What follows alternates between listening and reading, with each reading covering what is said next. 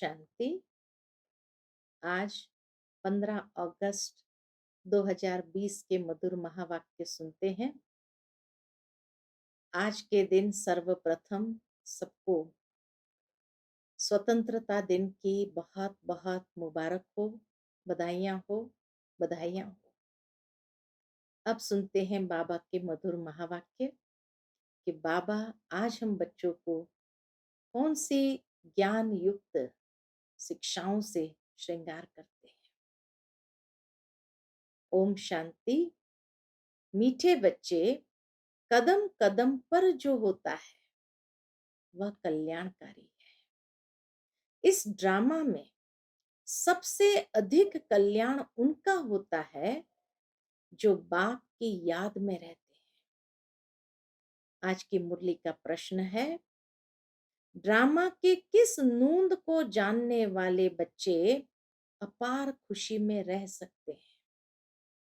उत्तर है, जो जानते हैं कि ड्रामा अनुसार अब इस पुरानी दुनिया का विनाश होगा, नेचुरल कैलामिटीज भी होगी, लेकिन हमारी राजधानी तो स्थापन होनी ही है।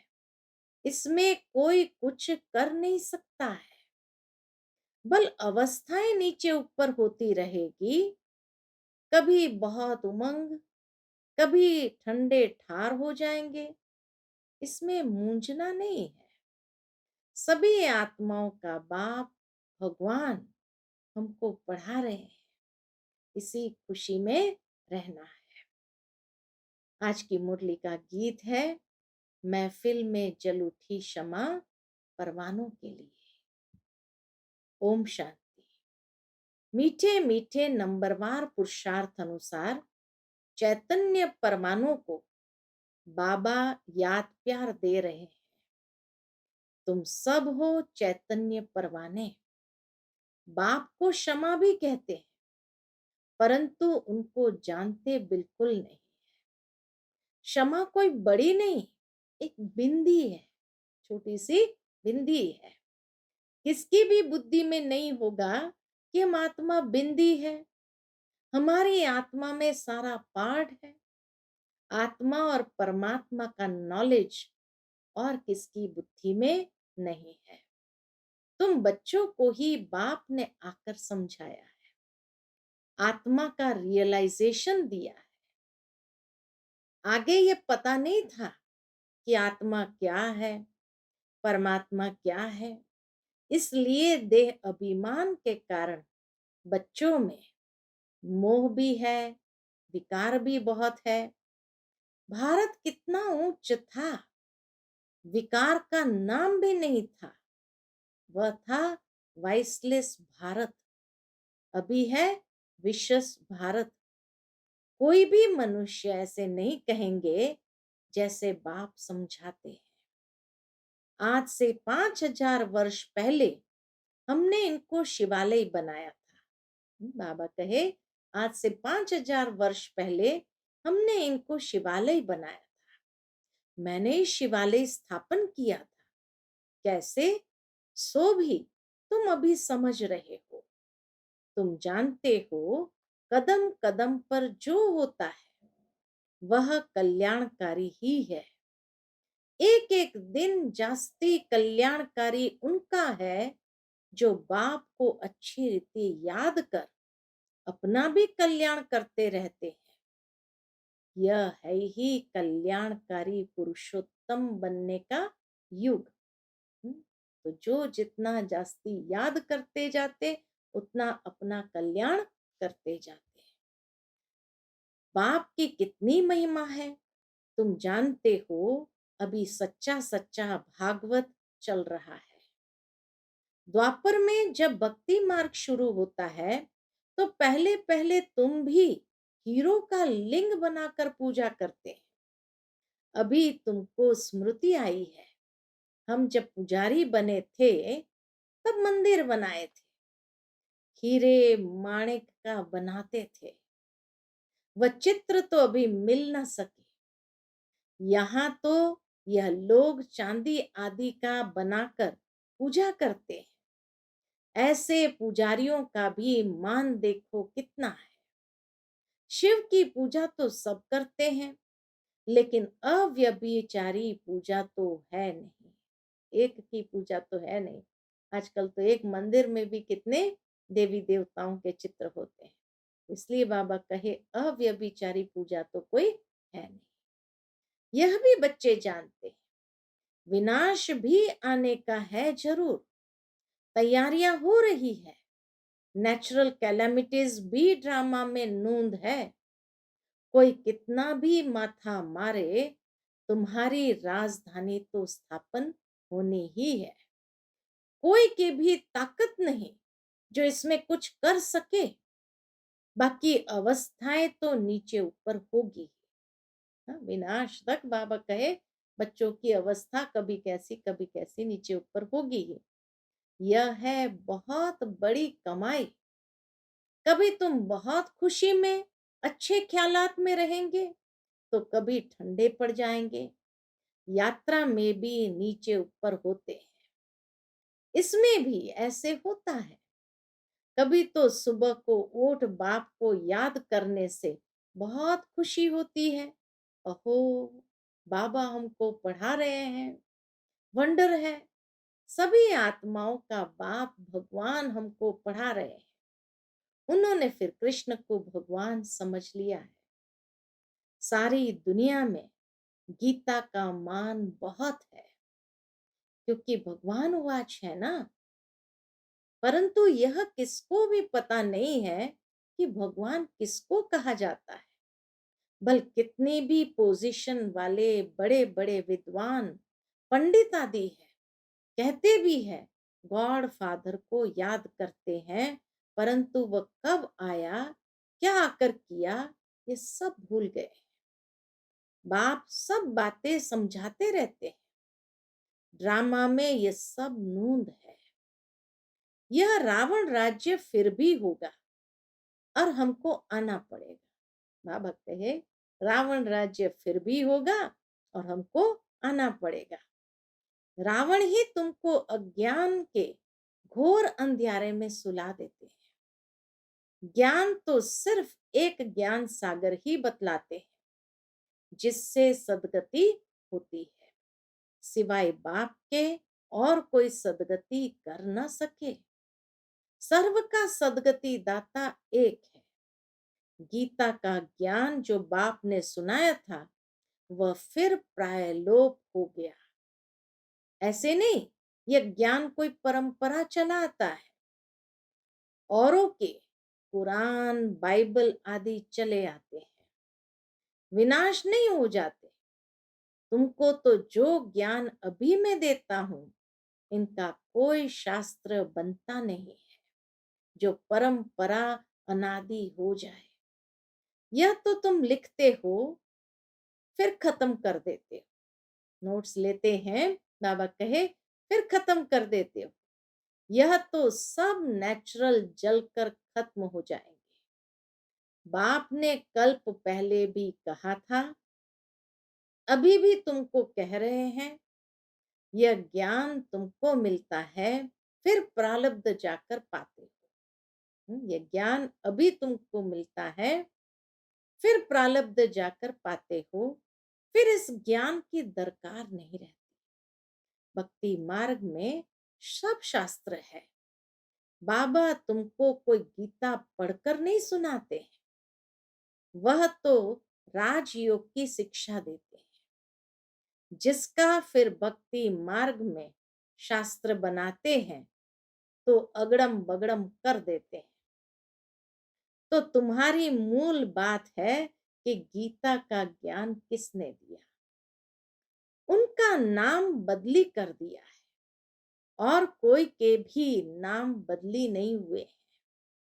सबके मुख्य धर्म शास्त्र है ना। इसमें मुख्य है डिटिज्म, इस्लामिज्म, बुद्धिज्म। भल करके कोई कहते हैं कि पहले बुद्धिज्म है फिर इस्लामिज्म।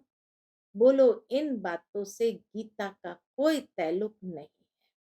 हमारा तो काम है बाप से वर्षा लेने का। बाप कितना अच्छी रीति समझाते हैं। यह है बड़ा झाड़, अच्छा है। जैसे फ्लावर वाज है, 3 ट्यूब्स निकलती है।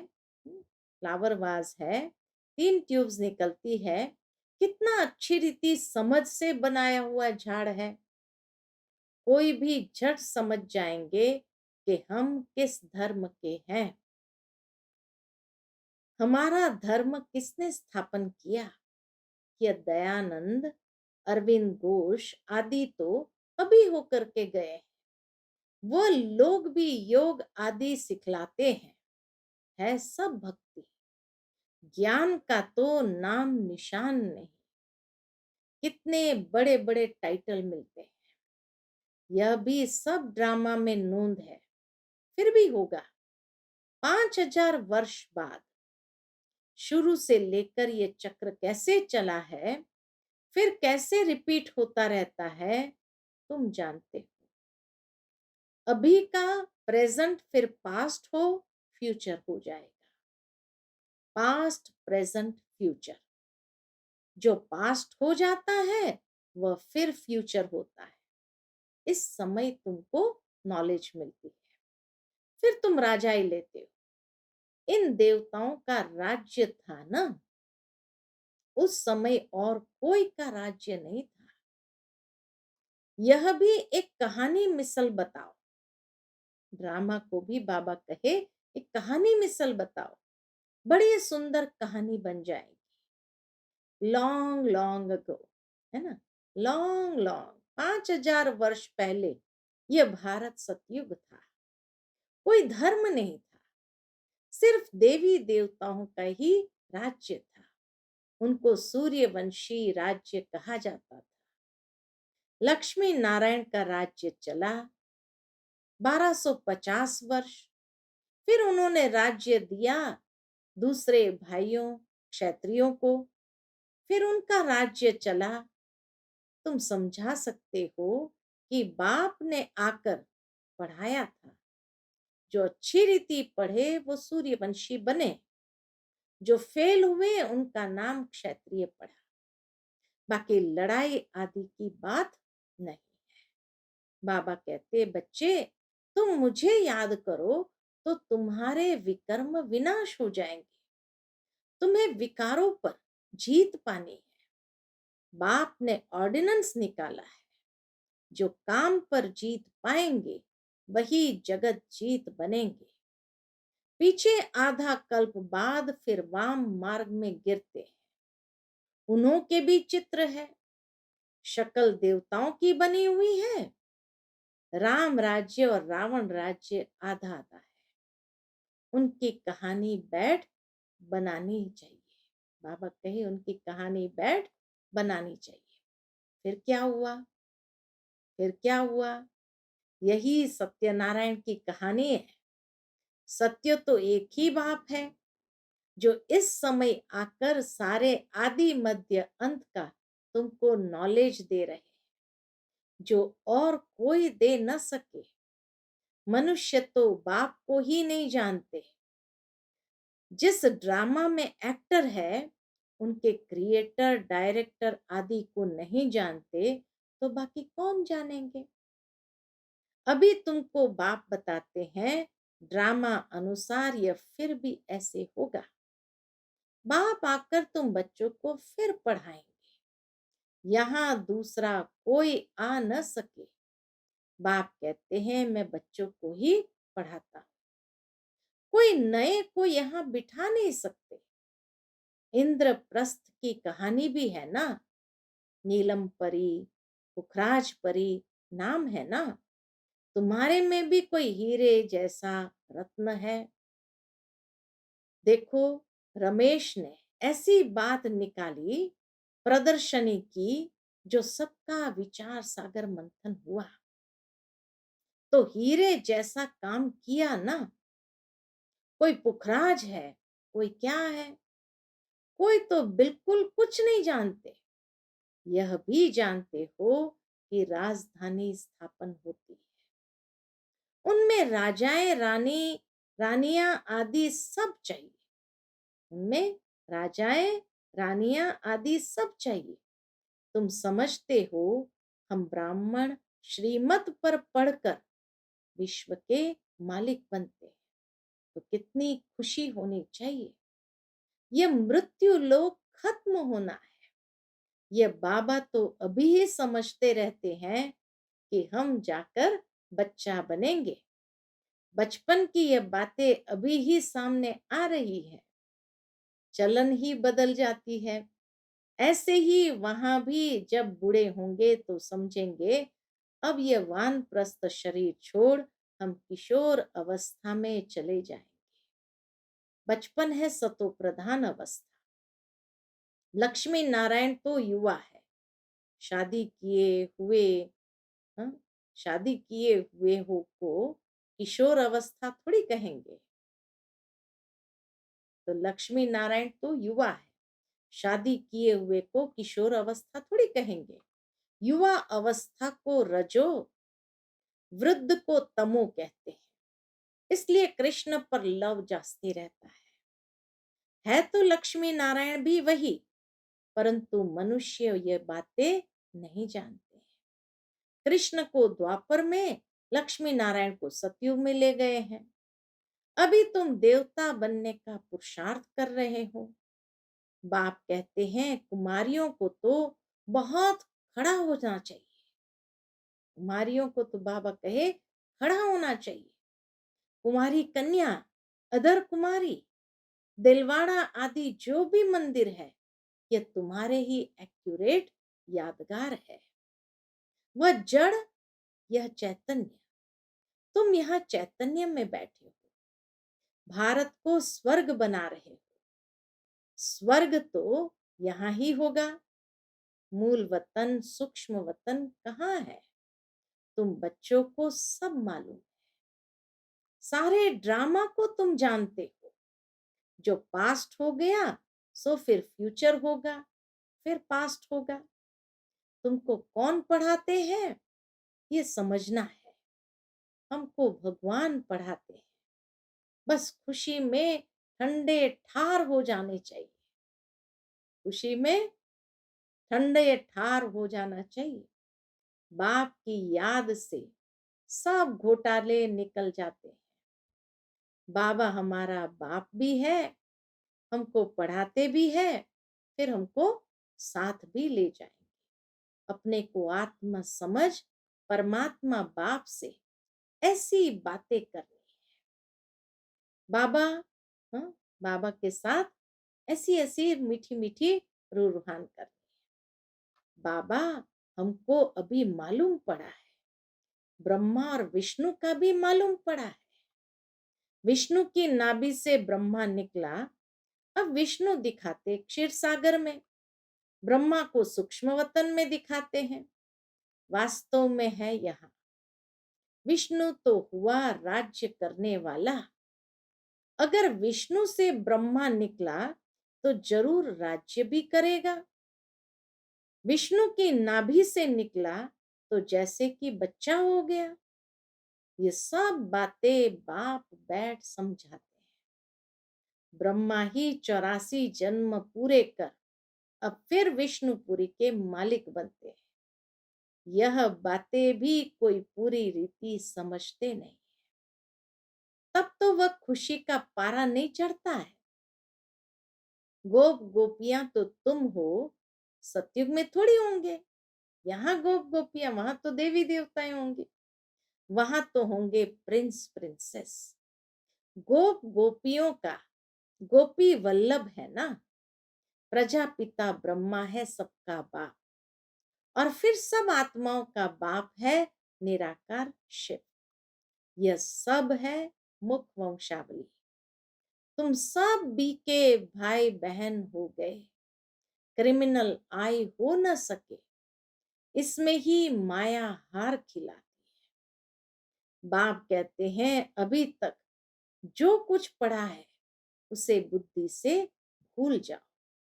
मैं जो सुनाता हूं वह पढ़ो।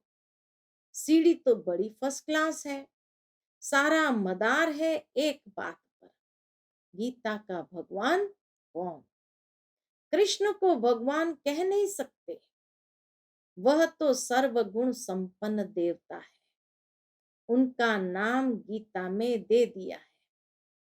सांवरा भी उनको बनाया है, फिर लक्ष्मी नारायण को भी सांवरा कर देते हैं। कोई हिसाब किताब ही नहीं, रामचंद्र को भी काला कर देते। बाप कहते हैं काम चिता पर बैठने से सांवरा हुआ है। नाम करके एक का लिया जाता, तुम सब ब्राह्मण हो। अभी तुम ज्ञान चिता पर बैठते हो, शूद्र काम चिता पर बैठे हैं। बाप कहते हैं विचार सागर मंथन कर युक्ति निकालो कि कैसे जगाएं। जागेंगे भी ड्रामा अनुसार। ड्रामा बड़ा धीरे धीरे चलता है, इसलिए बाबा कहे जागेंगे भी ड्रामा अनुसार, लेकिन विचार सागर मंथन करके युक्तियां निकाली है। अच्छा, मीठे मीठे सिकिलते बच्चों प्रति माता पिता बाप दादा का याद प्यार और गुड मॉर्निंग। रूहानी बाप की रूहानी बच्चों को नमस्ते।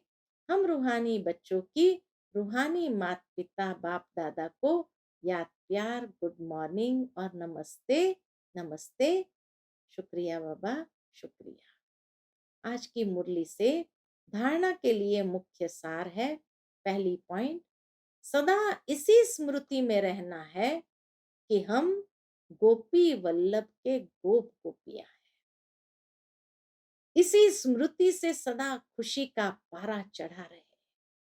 दूसरी पॉइंट, अभी तक जो कुछ पढ़ा है उसे बुद्धि से भूल बाप जो सुनाते हैं वही पढ़ना है। हम भाई बहन है, इस स्मृति से क्रिमिनल आई को खत्म करना है। माया से हार नहीं खानी। आज की मुरली का मीठा वरदान है, रियल्टी द्वारा